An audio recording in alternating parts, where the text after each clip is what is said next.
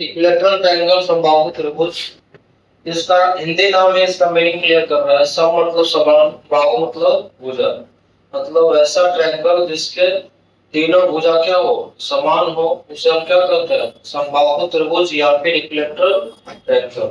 जैसे हम फिगर बनाते हैं, फिगर यदि आप ऐसे बनाते हैं कि ये एक ट्रायंगल है, तो ट्रायंगल कैसा दिख रहा है आपको, इसमें आपको दिख रहा होगा तीनों साइड्स जो है इक्वल, तीनों साइड्स क्या है, इक्वल। तीनों साइड्स जब इक्वल होंगे तो इनके तीनों एंगल भी क्या हो जाएंगे, इक्वल हो जाएंगे। तीनों साइड्स इक्वल तो तीनों एंगल भी इक्वल हो जाएंगे। कल हम लोग देखे थे कि जैसे कि ये साइड, ये साइड, ये साइड और ये साइड, तीनों साइड इक्वल है। इसको हम लेट कर लेते हैं ए और ए, इसका नाम दे देते हैं triangle A B C, triangle A B C. तो तीनों भुजा बराबर, हम लोग पढ़े थे कि sum of all interior angles is equal to 180 degree. किसी भी ट्रायंगल में त्रिभुज के तीनों कोनों का जो कितना डिग्री होता है, 180 डिग्री होता है। 180 डिग्री होता है, मतलब तीनों भुजा बराबर है, हम बोलेंगे तीनों कोण भी बराबर हो जाएगा। और 180 बटा 3, 180 बटा 3 कितना कितना, 60 डिग्री, 60 डिग्री और फिर कितना डिग्री, 60 डिग्री। मतलब ईच एंगल जो है 60 डिग्री होता है किसका, इक्विलैटरल ट्रायंगल का, समबाहु त्रिभुज का। समबाहु त्रिभुज का each interior angle, each interior angle जो होता है कितने डिग्री का होता है, 60 डिग्री का होता है। अब यदि ये पूछ दे कि इक्विलैटरल ट्रायंगल का ईच एक्सटीरियर एंगल कितने डिग्री होगा, बताइए। ईच एक्सटीरियर एंगल जो होगा कितना डिग्री होगा, तो बोलेंगे यदि एक्सटीरियर एंगल निकाला जाए तो ये बड़ा हो जाएगा, ये एंगल 60 है तो ये कितना डिग्री, 120 डिग्री। क्यों, क्योंकि हम लोग जानते हैं कि स्ट्रेट एंगल कितना डिग्री होता है, 180 डिग्री।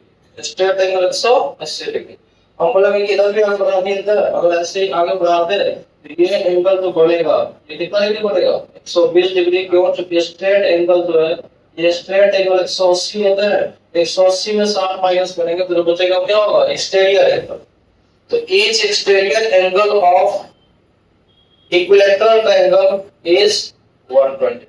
यहाँ से कह सकते हैं each exterior angle of equilateral triangle is 120।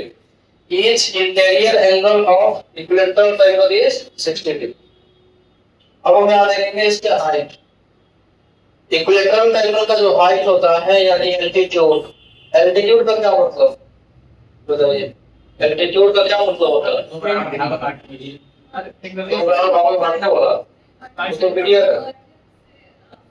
Vertex से सामने वाले साइड पे डाला गया परपेंडिकुलर एल्टीट्यूड कहलाता है। वर्टेक्स से किसी भी ट्रायंगल के वर्टेक्स से सामने वाले साइड पे डाला गया परपेंडिकुलर ही एल्टीट्यूड कहलाता है। हिंदी में क्या बोलते हैं, शीर्ष लंब कहलाता है। वैसे ए वर्टेक्स से यदि हम ऐसे खींच दे, ए वर्टेक्स से यदि हम ऐसे खींच दे, क्या यहाँ पे 90 डिग्री बना दे, यहाँ पे 90 डिग्री बना दे, तो ये और एडी नाम दे दे इसको, तो बोलेंगे AD perpendicular to BC, AD perpendicular to BC. और एडी परपेंडिकुलर टू बीसी अगर है तो हम बोलेंगे कि ये एडी हमारा क्या है, इस ट्रायंगल का हाइट है यानी एल्टीट्यूड है। एल्टीट्यूड बोल के या फिर हाइट बोल के इसको हम किस मान नाम देते हैं, एस से नोट कर देते हैं। फिर हम बोलेंगे कि बी वर्टेक्स से, यदि हम बी वर्टेक्स से सामने वाले साइड एसी पे परपेंडिकुलर डाल दे, बी वर्टेक्स से सामने वाले साइड एसी पे परपेंडिकुलर डाल दे, तो ये भी एंगल कितना डिग्री बनेगा, 90 डिग्री। और नाम अगर हम दे दे ये बी ई, तो बी क्या कहलाएगा, एल्टीट्यूड है यानी हाइट, एल्टीट्यूड है यानी हाइट है, हिंदी में ऊंचाई है या फिर शीर्ष लंब। हम बोलेंगे सी वर्टेक्स से सिमिलरली सी वर्टेक्स से यदि हम खींच दें इस पे AB पे परपेंडिकुलर, सी वर्टेक्स से यदि हम AB पे परपेंडिकुलर खींच दें तो ये वाला एंगल जो बनेगा कितना डिग्री बनेगा, 90 डिग्री। और नाम दे देंगे हम CF। CF क्या है, CF इज एल्टीट्यूड या फिर हाइट। यदि आपसे पूछते हैं कि इन तीनों हाइट के कटान बिंदु को नाम दिया जाए तो क्या नाम दीजिएगा, हमारा तीनों हाइट का, तीनों एल्टीट्यूड का जो इंटरसेक्शन पॉइंट है, उसे हम क्या बोलते हैं? Ortho centre. जब भी हम intersection point of all three altitudes बोले तो वह सेंटर क्या कहलाता है? Ortho centre. जैसे अभी हम हाइट बोल रहे हैं तो हाइट के इंटरसेक्शन पॉइंट क्या कहलाएंगे? Ortho centre. ऑर्थो सेंटर को हम किससे डिनोट करते हैं? एस से डिनोट करते हैं। ऑर्थो सेंटर को एस से डिनोट करते हैं। आगे देखिएगा, हम बोलेंगे कि ये एंगल कितना डिग्री? 90 डिग्री। ये एंगल 90 डिग्री तो एंगल में कितना डिग्री होगा? 90 डिग्री। हम लोग ईच इंटीरियर एंगल जो है 60 डिग्री है। इक्विलैटरल ट्रायंगल का ईच इंटीरियर एंगल 60 डिग्री है। तो ये 90 डिग्री, ये 60 डिग्री, तो हमें बताइए कि ये एंगल कितना बचेगा? 30 डिग्री बचेगा। क्यों? क्योंकि राइट एंगल ट्रायंगल में एक एंगल 90 डिग्री है, तो इन दोनों का सम भी कितना होगा? 90 डिग्री। किस ट्रायंगल की बात कर रहे हैं? हम ट्रायंगल बात कर रहे हैं ए डी और बी का। ए डी बी का। Here ADB is a right angle triangle. ADB is a right angle triangle. जिसमें बोलेंगे ये एंगल 90 हो गए, ये एंगल 90 हो गए, तो ये एंगल क्या है? 60। तो पहले से ही क्लियर है, ये 60, ये 90, तो फिर बोलेंगे ये कितना? 30। और जब ये 30 तो इधर वाला भी क्या होगा? 30। ये पूरा कितना था? 60 डिग्री। अब बोलेंगे ये 30 डिग्री, ये 90 डिग्री, तो ये देखिए फिर क्या है? 60 डिग्री। समझ में आ रहा है? ये 90 डिग्री, ये 60 डिग्री, ये 30 डिग्री। फिर बोलेंगे ये 90 डिग्री, ये 30 डिग्री, ये 60 डिग्री, यानी कि ये दोनों ट्रायंगल आपस में क्या हो गए? बराबर। ये दोनों ट्रायंगल आपस में क्या हो गए? बराबर हो गए। जब दोनों ट्रायंगल आपस में बराबर हो गए, कौन सा दिखते रहेगा? पूरा 30% आ रहा है। जब दोनों ट्रायंगल आपस में बराबर हो गए तो उनके एरिया बराबर है, उनके एरिया बराबर है, और उनके हाइट भी क्या है? बराबर। दोनों ट्रायंगल का हाइट जो है एडी ही है। दोनों ट्रायंगल का हाइट क्या है? एडी ही है। और हम जानते हैं कि किसी भी ट्रायंगल का एरिया जो होता है हाफ इनटू बेस गुणे हाइट होता है। किसी भी ट्रायंगल का एरिया क्या होता है? तो ट्रायंगल का एरिया जो होता है हाफ इनटू बेस गुणे height, half into base into height. हम बोलेंगे इस कंसेप्ट से यहाँ पे हम हाइट बराबर करते हैं तो एक नया कंसेप्ट निकल के आएगा। एक हाइट बराबर यहाँ करते हैं, यहाँ से एरिया बराबर कर दीजिए। यहाँ से लेकर एरिया बराबर करते हैं किसका? एबीडी का और एडीसी का। तो हम बोलेंगे पहले बताइए कि एडीबी का एरिया कितना? 1/2 इंटू इसका हम बेस ले लेंगे क्या? बीडी। बेस यदि बीडी ले लेंगे तो हाइट क्या है? हाइट तो बीडी है। ये किसका एरिया निकला? एडीबी का। एडीबी का। फिर हम बोलेंगे हम एरिया लिखना चाहते हैं एडीसी का, तो एडीसी का एरिया निकलना चाहेंगे तो क्या बोलेगा? बोलेगा 1/2 इंटू बेस हम लेंगे क्या? बीसी, और हाइट क्या लेंगे? हाइट इसके लिए तो एडी। हाइट इसके लिए क्या है? एडी। हम यहाँ से लेंगे कि जब दोनों का हाइट सेम है मतलब एडी और एडी क्या हो जाएगा? कैंसिल। 1/2 से 1/2 भी क्या हो जाएगा? कैंसिल। यहाँ से क्या निकल के आया? BD is equal to this। जैसे हम लोग पढ़ते हैं कि इक्विलैटरल ट्रायंगल का जो हाइट होता है वही मीडियन होता है। हम उसी बात को भी प्रूव कर रहे हैं। हम उसी बात को क्या कर रहे हैं? प्रूव कर रहे हैं कि कैसे, क्यों बराबर होता है। हम बोले कि दोनों का तीनों एंगल बराबर हो रहा था, दोनों का हाइट सेम था, तो बेस भी देख रहे हैं क्या है? बीडी और डीसी जो है बराबर हो गए, मतलब बीडी बराबर डीसी। अब बोलेंगे अभी तक तो हम बोल रहे थे क्या कि ये ट्रायंगल का हाइट का काम कर रहा है, ट्रायंगल का हाइट का काम कर रहा है एडी, लेकिन अब हम बोलेंगे कि मीडियन का भी काम कर रहा है। इसका काम कर रहा है, मीडियन का भी काम कर रहा है। क्योंकि मीडियन का कांसेप्ट क्या होता है? मीडियन का कांसेप्ट होता है कि किसी ट्रायंगल के वर्टेक्स से एक लाइन खींचे तो सामने वाले साइड को बाइसेक्ट करे। बाइसेक्ट मतलब दो बराबर भागों में बांटे। बाइसेक्ट मतलब दो बराबर भागों में बांटे। मतलब कि अभी तक तो ये एल्टीट्यूड था, लेकिन जब हम बोले कि ए वर्टेक्स से एडी जो खींचा गया है इस बीसी को दो बराबर भागों में बांट रहा है, तो अब हम कहेंगे कि AD is also a median. पहले देख रहे थे एडी क्या था, हम यहाँ लिखते हैं पहले हम देख रहे थे कि एडी ये था, ये पहला नंबर तो हम एल्टीट्यूड लेके चल रहे थे, एल्टीट्यूड लेके चल रहे थे, लेकिन अब बोलेंगे कि यह एडी क्या है, यह एडी जो है मीडियन भी है, यह एडी क्या है मीडियन भी है। क्यों? चूंकि यह सामने वाले साइड को बाइसेक्ट कर रहा है, दो बराबर भागों में बांट रहा है। तो अब हम इसको बोलेंगे कि यह जो सेंटर है, इंटरसेक्शन पॉइंट ऑफ, जैसे ये एडी अभी मीडियन है, तो हम बोलेंगे कि बीई भी क्या होगा मीडियन होगा। क्यों? चूंकि इधर से फिर देखेंगे तो ये एंगल 60 डिग्री, ये एंगल 90 डिग्री और ये एंगल कितना डिग्री 30 डिग्री। फिर बोलेंगे ये एंगल कितना डिग्री 30 डिग्री, फिर बोलेंगे ये 90 डिग्री है, ये 30 डिग्री और ये क्या है 60 डिग्री। मतलब ये दोनों ट्रायंगल आपस में फिर क्या हो जाएंगे बराबर हो जाएंगे, और ये दोनों ट्रायंगल आपस में बराबर है, तो फिर हम बोलेंगे कि BE is also a median, BE is also a median। फिर दोनों का एरिया बराबर करेंगे, एरिया बराबर करेंगे तो हाइट और हाइट क्या हो जाएगा कैंसिल हो जाएगा, B दोनों तरफ कैंसिल होगा, 1/2 कैंसिल होगा, यानी कि हम कह सकते हैं कि ये पहलू जो है ना AE equal to double line ही क्यों दे दिया, क्योंकि ये भी बराबर है, ये भी बराबर है, ये भी बराबर है, ये भी बराबर है, और यहाँ भी क्या होंगे बराबर होंगे। मतलब कि AE is equal to EC is equal to BD is equal to DC is equal to BF is equal to FA। सबके सब वैल्यू क्या होंगे बराबर। क्यों? क्योंकि BE जो है पहले हाइट था अब मीडियन हो गया, CF जो है पहले हाइट था अब क्या हो गया मीडियन हो गया, और intersection point of all three medians is called centroid. Intersection point of all three medians is called centroid. माध्यिकाओं के कटान बिंदु को क्या बोलते हैं केंद्रक कहते हैं, माध्यिकाओं के कटान बिंदु को केंद्रक कहते हैं। यानी हम बोलेंगे कि अभी तक तो ये सेंटर कहला रहा था ऑर्थो सेंटर, अब ये क्या कहलाएगा, अब हम इसको कह सकते हैं सेंट्रोइड, जिसे हम सेंट्रोइड कहते हैं।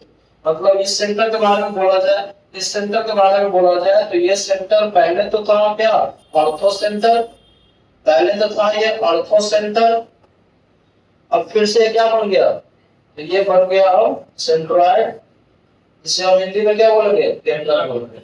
ऑर्थो सेंटर को हिंदी में क्या बोलते हैं, इसे बोलेंगे लंब केंद्र, लंब केंद्र। सेंट्रोइड को क्या बोलेंगे केंद्रक बोलेंगे। इतना नोट करिए फिर आगे बढ़ते हैं।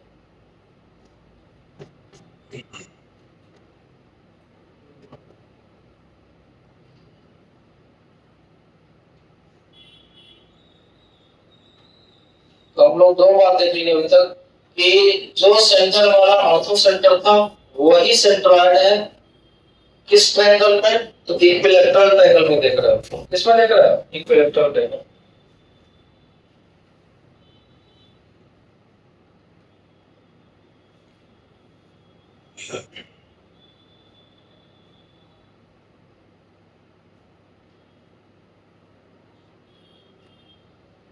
नोट कर लिए।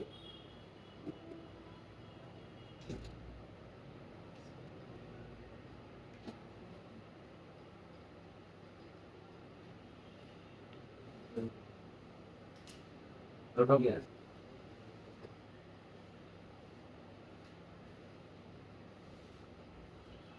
देखिएगा अब हम इसी फिगर में थोड़ा और पोस्टमार्टम करना चाहते हैं। देखिएगा कि ये लाइन एडी आपको और क्या दिख रहा है, जैसे ये एंगल था 60 डिग्री, ये 60 डिग्री एंगल था, अब ये लाइन जो है खींचा गया एडी, इसे 30 और 30 में बांट दिया, 30 और 30 में बांट दिया, मतलब इस एंगल को दो बराबर भागों में बांट रहा है, इस एंगल को दो बराबर भागों में बांट रहा है। इसका मतलब कि यह एंगल बाइसेक्टर का भी काम कर रहा है। जब भी कोई एंगल बाइसेक्टर खिंचाता है, इसका क्या मतलब कि उस एंगल को दो बराबर भागों में बांटने वाले लाइन को एंगल बाइसेक्टर कहते हैं। किसी भी एंगल के दो बराबर भागों में बांटने वाले लाइन क्या बोलते हैं एंगल बाइसेक्टर बोलते हैं। हम बोलेंगे कि एडी जो है यहाँ पे एंगल बाइसेक्टर काम कर रहा है, क्यों, चूंकि 60 डिग्री एंगल था तो 30 हो गया, मतलब ये एंगल बाइसेक्टर भी है, ये क्या है एंगल बाइसेक्टर भी है। Similarly we can say that कि BE भी क्या है एंगल बाइसेक्टर, 30 में बांट रहा है। हम बोलेंगे कि ये CF भी क्या है, तो यह भी हमारा एंगल बाइसेक्टर है, क्यों? चूंकि CF B से 60 डिग्री को कितने कितने में बांट रहा है, 30 डिग्री और 30 डिग्री में बांट रहा है। बोले कैसे? तो ये 90 डिग्री है, ये 60 डिग्री है, तो ये 30 होंगे। तो ये 90 डिग्री है, ये 90 डिग्री है, ये 60 डिग्री है, तो ये कितना होंगे? 30 होंगे। 90 60 30 यानी 30 30 बन रहा है। क्या है ये? कैपेसिटर। मतलब ये हम कह सकते हैं कि AD BE and CF R angle bisectors, angle bisectors. यानी कि हम कह सकते हैं कि AD के बारे में बोला जाए तो यह किसका काम कर रहा है? एंगल बाइसेक्टर का भी काम कर रहा है, एंगल बाइसेक्टर का भी काम कर रहा है। और सेंटर जो है, सेंटर जो है, अब ये क्या कराएगा? यदि हम AD BE और CF को एंगल बाइसेक्टर बोल दिए तो डेफिनेशन होता है intersection point of all three angle bisectors is called क्या? Incentre. Intersection point of all three angle bisectors is called incentre. मतलब कि अंतःकोण के समद्विभाजकों के कटान बिंदु को क्या बोलते हैं? जैसे कि कोण समद्विभाजक भी बोल सकते हैं, या फिर अंतःकोण समद्विभाजक बोलिए, या फिर एंगल बाइसेक्टर बोलिए। एंगल बाइसेक्टर के कटान बिंदु को क्या बोलते हैं? इन सेंटर, हिंदी में अंतः केंद्र बोलते हैं। यानी कि अभी तक तो ये ऑर्थो सेंटर और सेंट्रॉइड था, लेकिन हम इसका नाम क्या देंगे? तो हम इसका नाम अब इन सेंटर भी देंगे।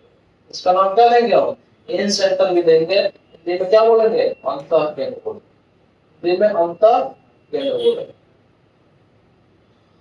अब आगे बढ़िएगा, एक सेंटर और बचा है। कौन सा centre? Circum centre. Circum centre का पहले डेफिनेशन समझते हैं। सर्कम सेंटर क्या होता है? Intersection point of all three perpendicular side bisector.